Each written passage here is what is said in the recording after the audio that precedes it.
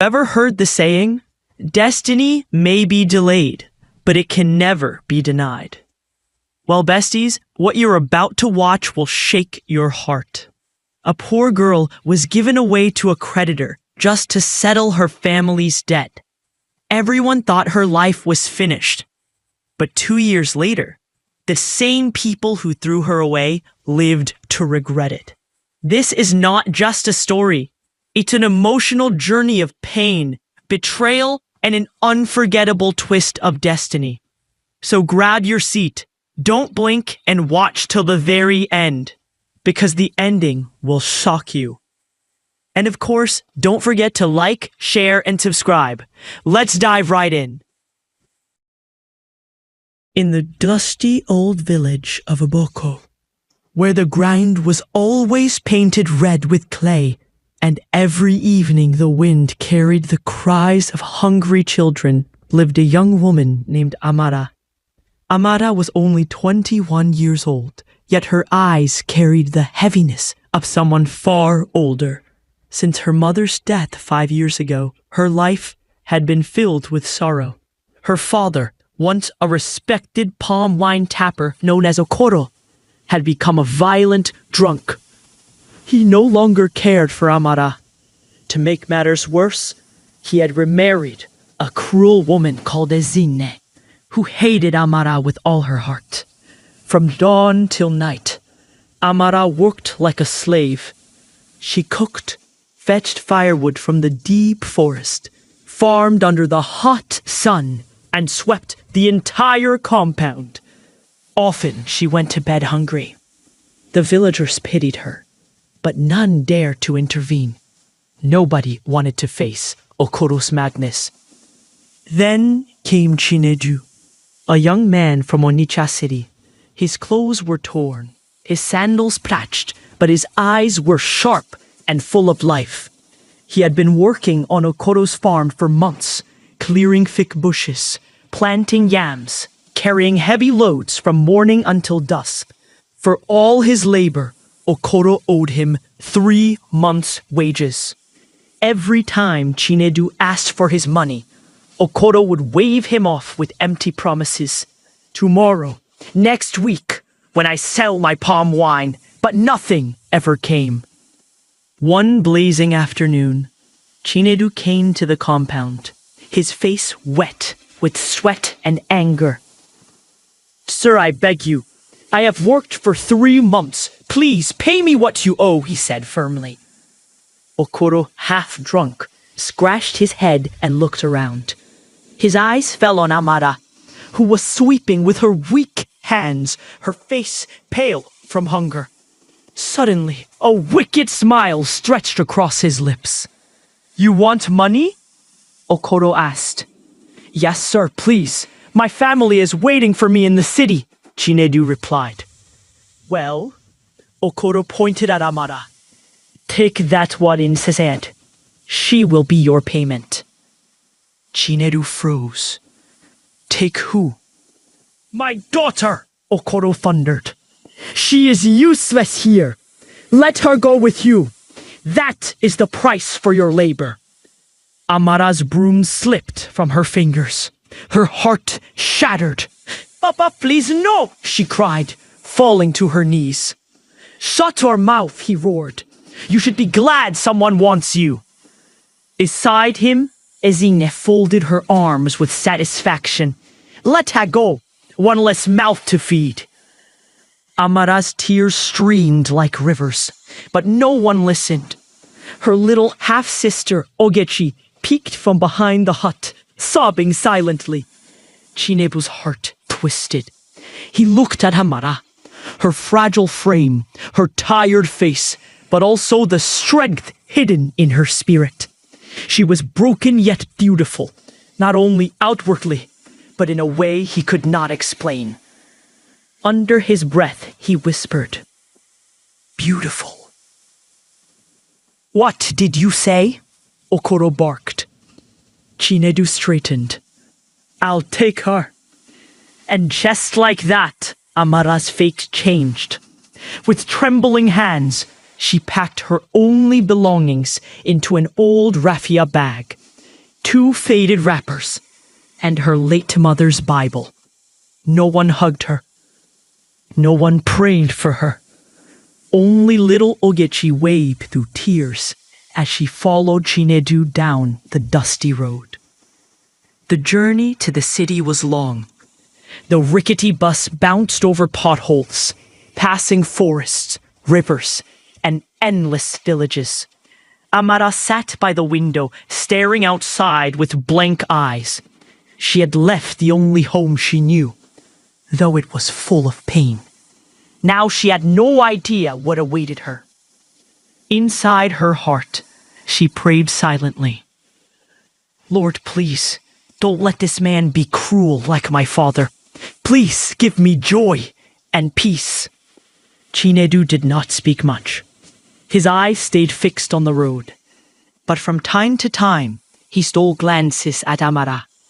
She looked so small, so fragile, like someone who had carried too many burdens for too long. Finally, they arrived in Onitsha City. The place was alive. Tall buildings, noisy buses, glowing lights everywhere. Amara held her bag tightly, her eyes wide with fear and wonder. From the park, they entered a taxi that carried them to the end of a quiet street lined with flowers. Chinedu stopped in front of a tall black gate and knocked. When the gate opened, Amara gasped. The compound was wide and spotless. The main house was painted cream, with polished windows that shone under the sun. Flowers grew in neat rows, and in the corner, a fountain poured water gently. But Chinedu led her past the main house, to a smaller but neat bungalow behind. "This is where I stay," he said with a smile. "It's called the boys' quarters. The owner of the house gave it to me for free, since I work as her gardener." Blinked in disbelief.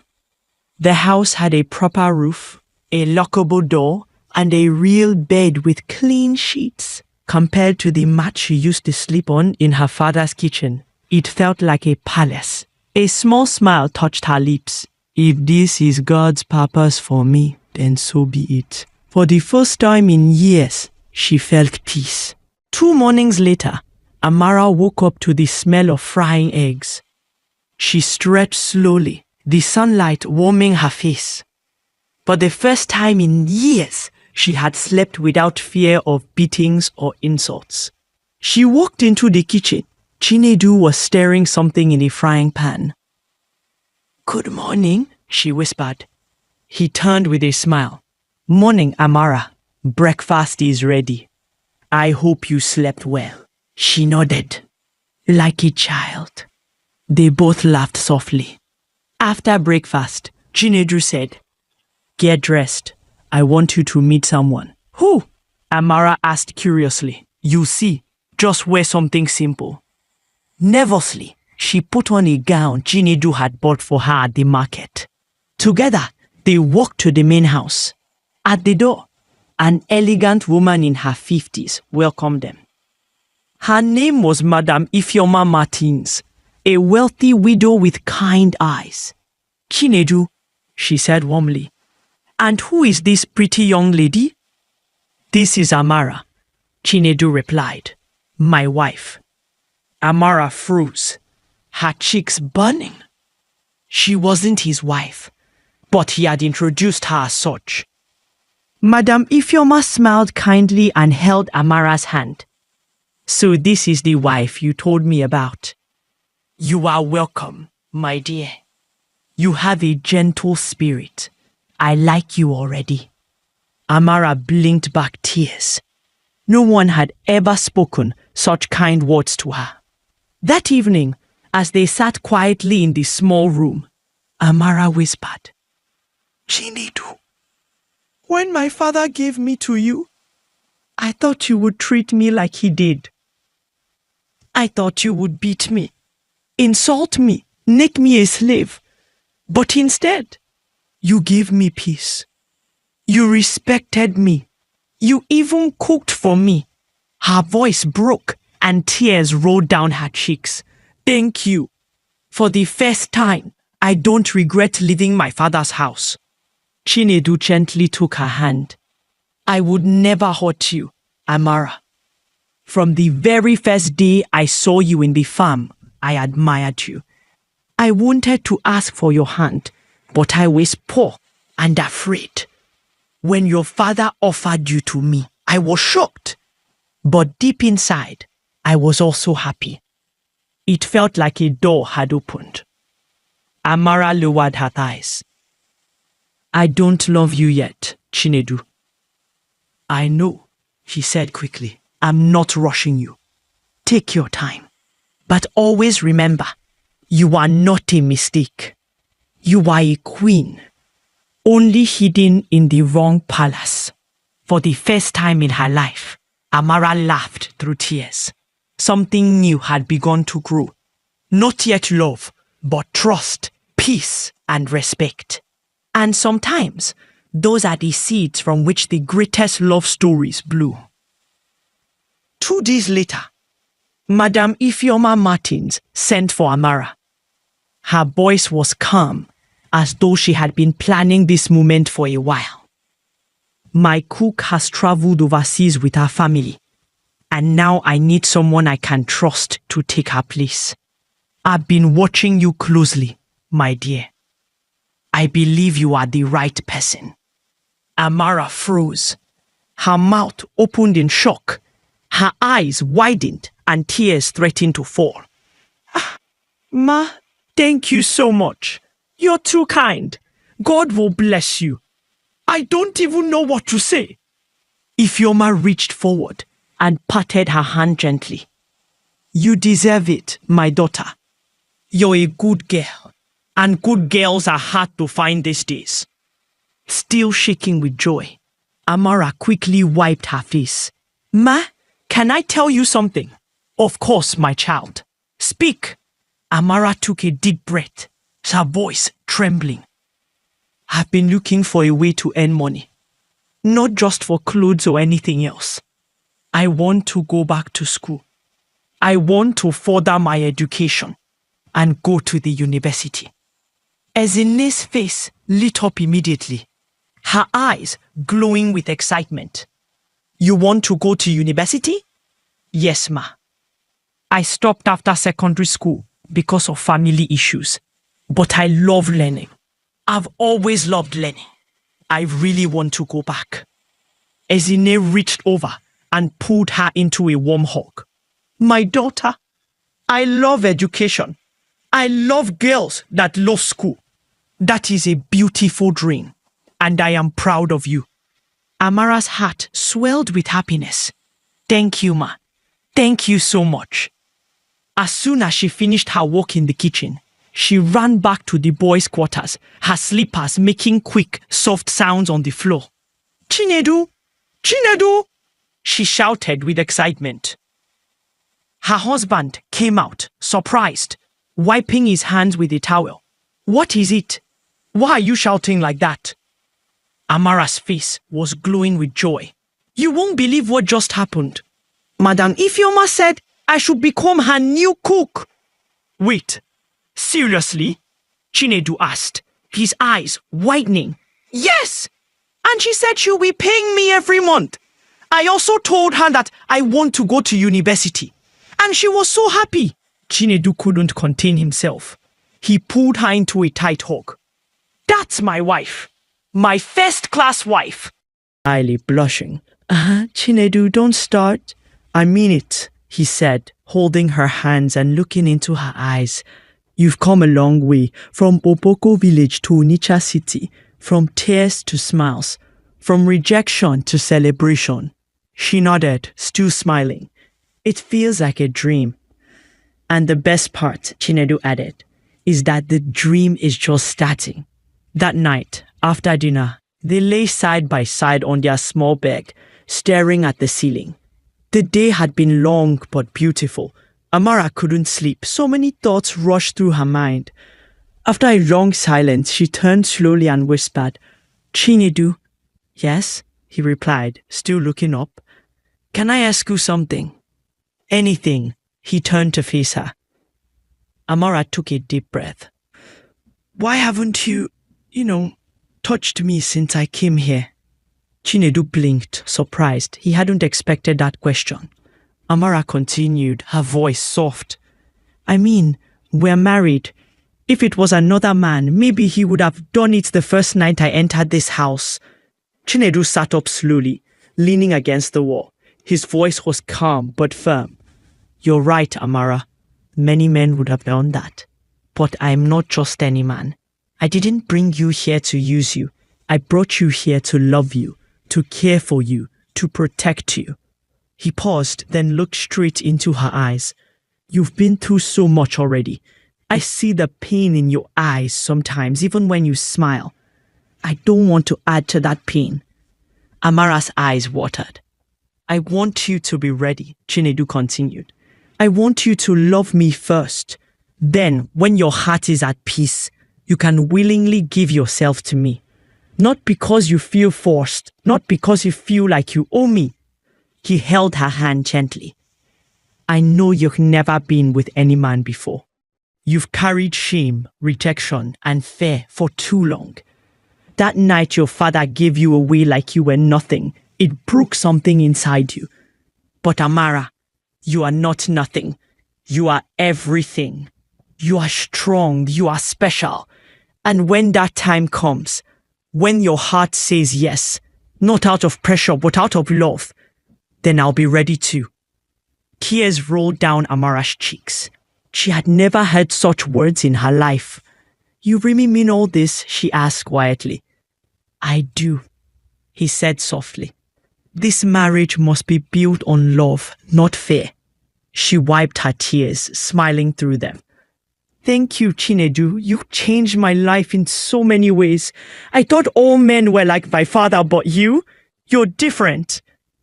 Chinedu leaned forward and kissed her forehead gently. Sleep well, my queen. First time in her life, Amara felt truly safe in the arms of a man who was not just a husband, but a friend. But just 2 days after Amara started working in the main house, something strange happened. That morning, she was in the kitchen preparing Madame Ifeoma's favorite vegetable soup. She had just finished slicing fresh ugu leaves when the kitchen door opened. She turned and froze. Standing by the door was a tall, handsome young man. His skin glistened like polished bronze, his shirt neatly tucked in. His eyes locked on her with a boldness that made her heart skip. It was Obi, Madame Ifeoma's only son. He stared at her for a moment, surprised, then broke into a smile. Damn, you are so beautiful. Amara stood still, startled. My mom told me about you, he continued, walking slowly into the kitchen. She said you are smart, humble, and beautiful. But honestly, I thought she was exaggerating. Until now. He leaned on the counter, letting his eyes travel from her head to her toes. Wow, girl, you are so damn fine. I think God created you on a Saturday morning. He must have taken his sweet time with you. Amara felt heat rise to her cheeks. She quickly looked down and tried to focus on the cooking. Good afternoon, sir, she said quietly, forcing her voice to remain calm.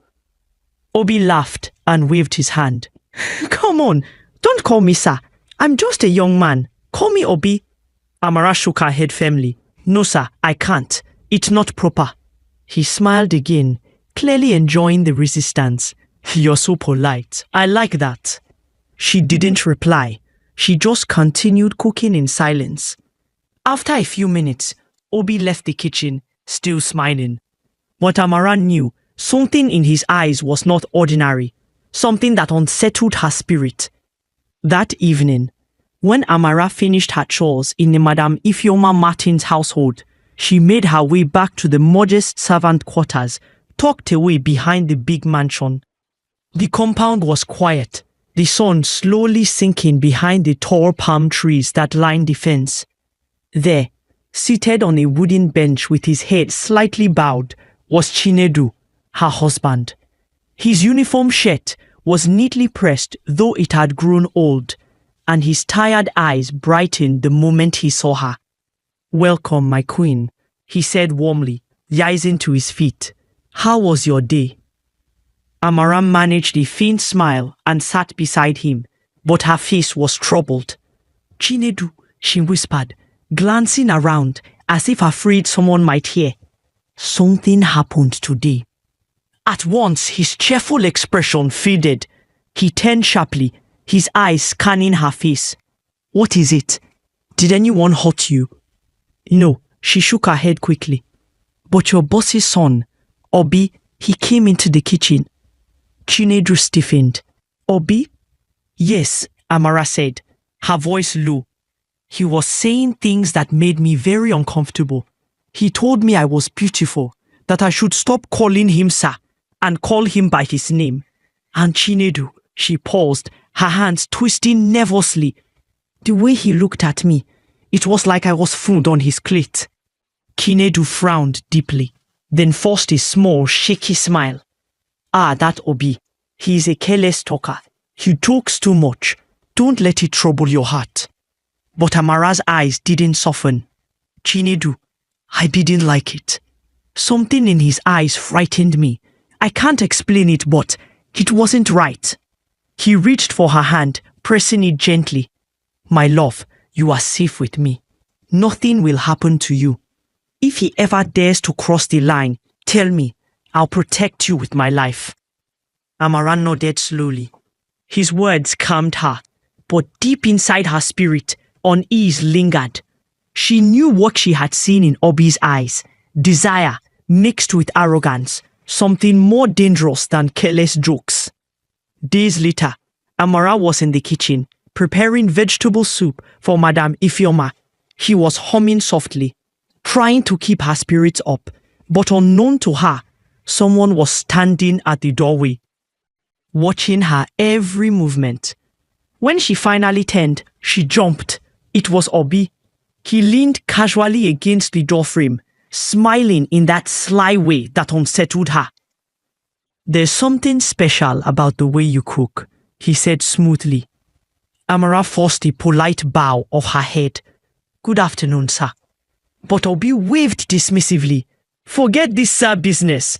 Just call me Obi. Listen, Amara, I don't want to waste time beating around the bush. I like you." Her knife paused mid-air. "Sir?" "Yes." Obi stepped forward, lowering his voice. "You are beautiful, hardworking and wise. I'm not here to flatter you. I want you to be mine. And if you agree, I'll change your life." Amara froze, staring at him. "I'll sponsor your education," he continued confidently. "Not just here in Onitsha or even in Enugu, abroad, London, America, anywhere you want. I'll buy you new clothes, a new phone, anything. You'll never have to suffer again." Amara's lips parted, but no words came.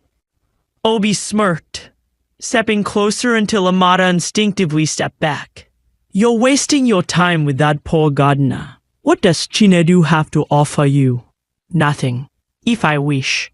My mother will sack him today.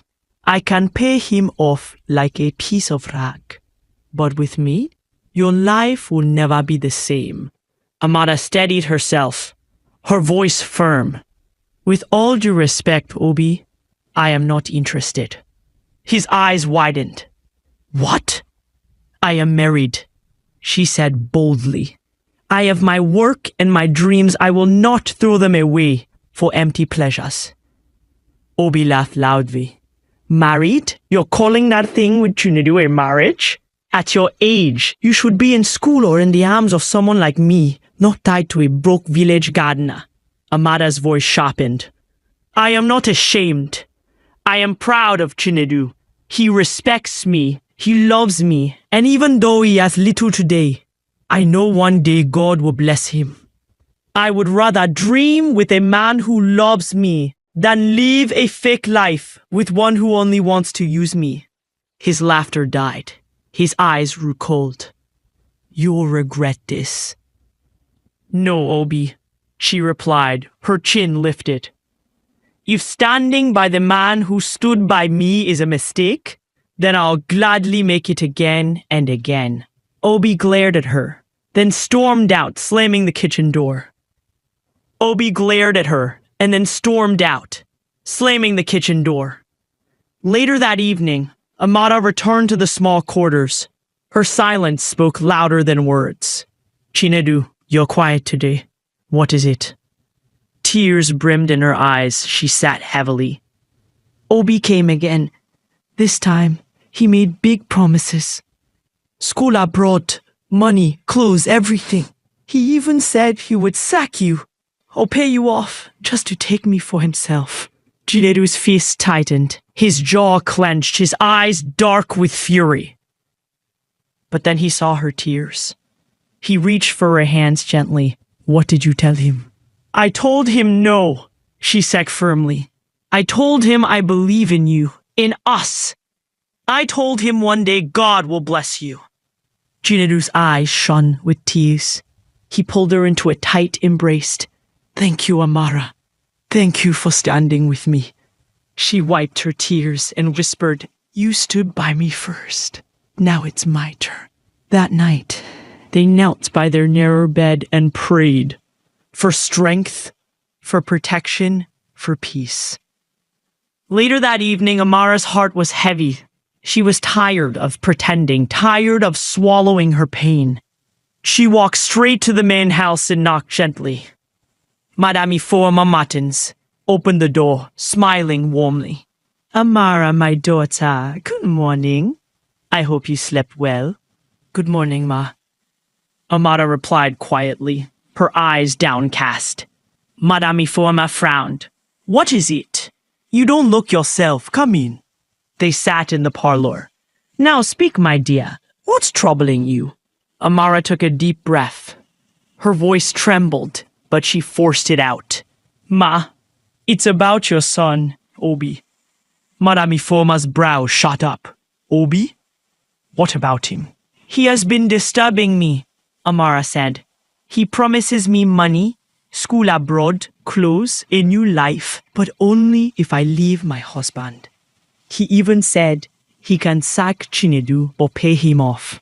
Madame Forma blinked, silent for a long moment. Then she folded her arms, her expression unreadable. Finally, she spoke softly. Amara, you are a beautiful, wise girl. You deserve a better life. Maybe Obi sees your potential. Maybe you should give him a chance. Amara's eyes widened. Ma? Madame Forma leaned forward. I'm not saying you should carelessly leave your husband, but think, with us you can have everything, education, comfort, opportunities. Even your husband can benefit. We can pay him off to step aside. This could be the chance of your life. Amara rose slowly, her hands trembling, but her voice steady. With all due respect, Ma, I am not that kind of woman. Madame Forma's eyes narrowed. I didn't marry Chinedu because of money, Amara continued, tears flowing freely. I married him because when the world rejected me, he stood by me. When my own father gave me away like a goat, he gave me dignity. I would rather quit his job than sell myself. I will never betray my husband. Madame Forma tried to speak, but Amara raised her hand politely. I'm sorry, Ma, but if Obi doesn't stop, we will leave this house. I will not live where my marriage is disrespected. And with that, Amara turned, her tears streaming, and walked out swiftly. Her chest heaved, but her steps were firm. Amara was still burning with anger when she stormed back into the boys' quarters. Her chest rose and fell as she shut the wooden door behind her, determined never to let Obi's words break her spirit. But the moment she turned toward the small table in the corner, she froze. Her eyes widened. Bundles of money, neatly tied, stacked high, and more than she had ever seen in her entire life, were sitting right there. Her mouth fell open. Chinedu, she gasped, her voice trembling. What is going on? Where did you get this money from? Chinedu stood up slowly from the bed, his eyes calm, his face soft. My love, he said gently, stretching out his hand. Come and sit. Amara walked forward slowly, her gaze never leaving the money. She sat down, her heart beating wildly. Talk to me, Chinedu. What is all this? He gave a faint smile. This money, I've been saving it little by little from the small jobs I've done, from the allowances I get. My plan was to use it to start the business I've been dreaming of since I came to Onitsha City. But today, when I saw the kind of woman you are, how you rejected wealth, stood your ground, and chose me over luxury, I knew you deserve more than I can give right now. Amara's brows furrowed. And what has that got to do with me? Chinedu pointed at the money. I want you to use it for your education. You've talked about going to university so many times. It's your dream. Take it. Go to school. I'll be fine. Amara blinked in shock. She stared at the bundles, then at him. No. Chinedu leaned forward. Amara, I'm serious. And I'm serious too, she shot back, her voice rising. She stood up, her eyes brimming with tears. Never, Chinedu. This is your dream. You sweated for this. You wanted to start a business. And now you want to throw it away for me? No, I won't let you. Chinedu was stunned. But why? Don't you want to go to school? Her voice was full of passion. Yes, I do. But I love you more than the idea of rushing into things. Let's use this money wisely. Let's rent a small room outside this compound. Let's start a business together. You can run it. I'll help you cook and manage it. When it grows, then I'll go to school. One step at a time, Chinedu. One step. Chinedu stood frozen, staring at her like he was seeing her for the first time. You want us to leave this place? Yes, Amara said firmly. I don't want to stay here anymore. Not with Madame Ifeoma and her son, treating us like we're nothing. We deserve peace, even if it's small. A shop, a room, a new start. That's all I want. Slowly, Chinedu walked to her, took her hand, and shook his head in wonder. Amara, you are not just beautiful. You are wise. You are everything I ever prayed for. Through her tears, she smiled. And you are the only man I want. He pulled her into his arms, his eyes wet. Thank you for standing by me. I will always stand by you, she whispered. Then came the kiss. A kiss full of love, of trust, of unity. A kiss of two souls who had nothing but had each other. That night, they lay in each other's arms under the moonlight. No words, just peace. And as sleep slowly carried them, Amara whispered, our better days are coming. And Chinedu answered, yes, my queen, step by step, we will get there together. Over to you. The next morning, Chinedu was gone. Amara woke early, swept the room, and tried to distract herself. But her heart was still heavy from the confrontation with Madame Ifeoma. She sat down to rest when she heard a knock and froze, standing outside were Madame Ifeoma Martins and Obi. Amara's lips tightened. Good morning, my daughter, Madame Ifeoma said softly.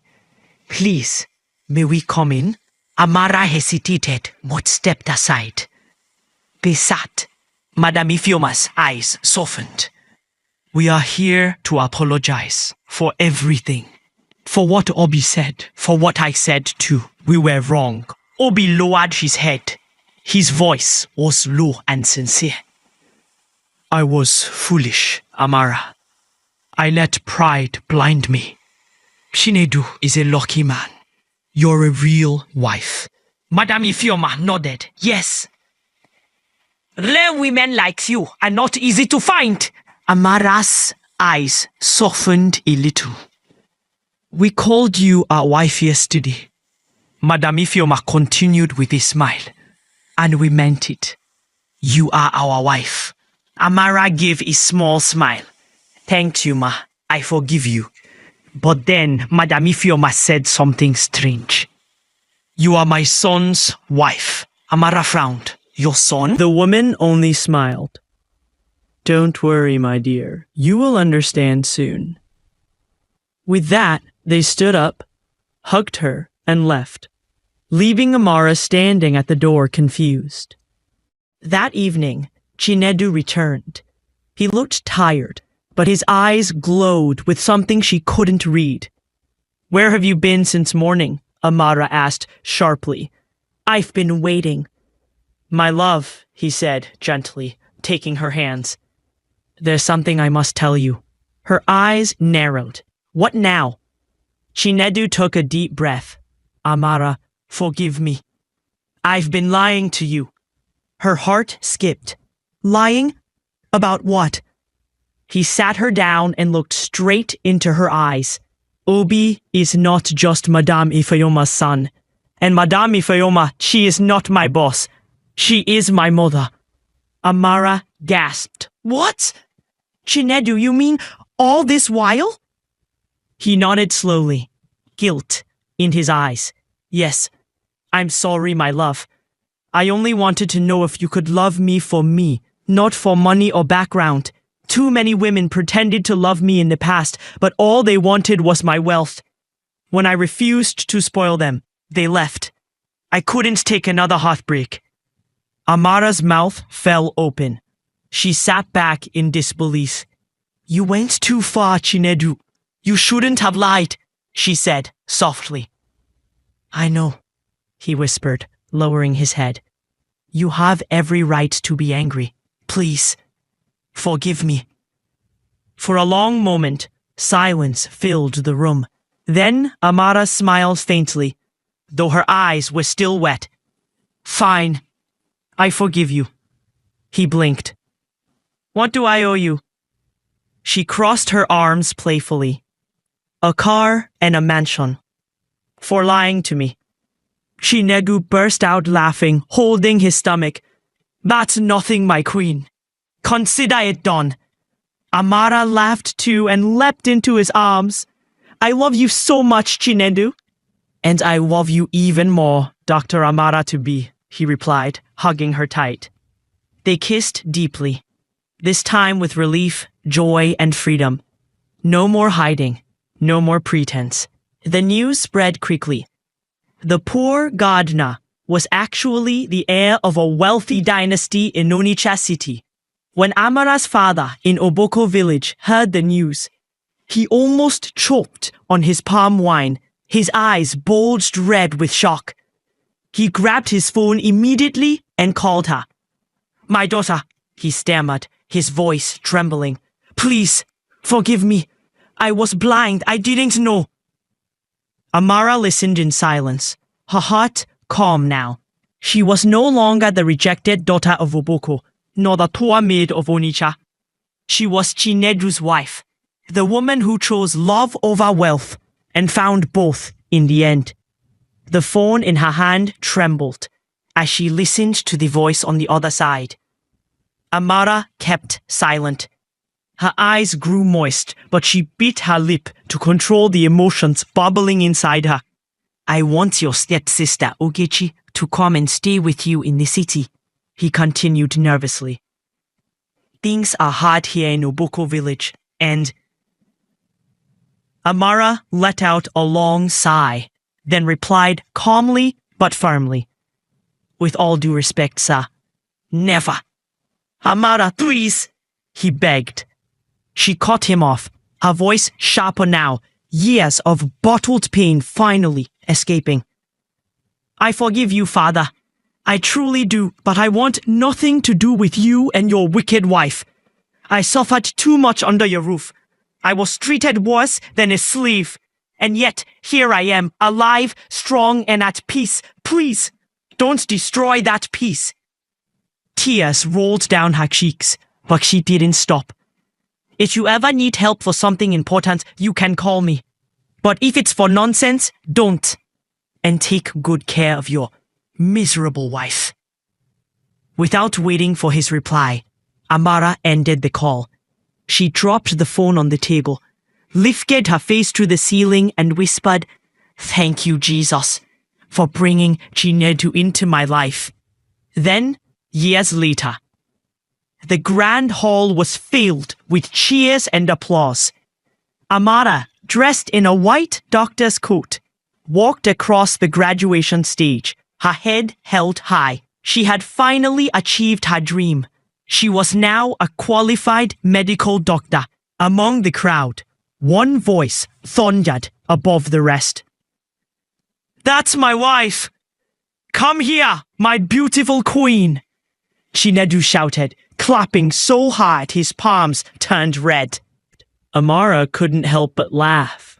She walked toward him as he ran to embrace her, lifting her off the ground. "I'm so proud of you, Amara. You are mine forever," he whispered. "Thank you for believing in me, for standing by me when the world turned its back," Amara replied, her eyes glistening. "You are the world's best husband." He kissed her forehead gently. "And you, my love, are my forever queen." One peaceful afternoon, Chinedu took Amara on a quiet drive. He refused to tell her where they were going, only smiling mischievously as he drove through Banana Island Estate in Lagos, where the roads gleamed and luxury mansions lined both sides. Finally, the car stopped in front of a breathtaking white mansion with golden gates. Amara gasped, looking around in awe. "Chinedu, why are we here?" she asked curiously. He pulled out a bunch of keys, his smile widening. "Because this is your home now." Amara blinked rapidly. "Stop playing, I beg." "I'm serious," he said. "I promised you a car and a mansion, and here they are." Amara screamed, covering her mouth in shock that burst into laughter and tears at the same time. She hugged him tightly, her heart racing. But then she pulled back, her lips trembling with another secret. "Chinedu, I also have good news." He looked at her eagerly. "What is it, my queen?" She took a deep breath. "I went for a test last week, and I'm 3 months pregnant." For a moment, Chinedu froze. Then his eyes widened, and he shouted so loud the estate echoed, "Amara, are you serious?" "Yes," she laughed through her tears. "We're going to have a baby." Chinedu grabbed her, lifting her high into the air and spinning her around. "Thank you, Lord. I will spoil you and our baby forever. You hear me? Forever."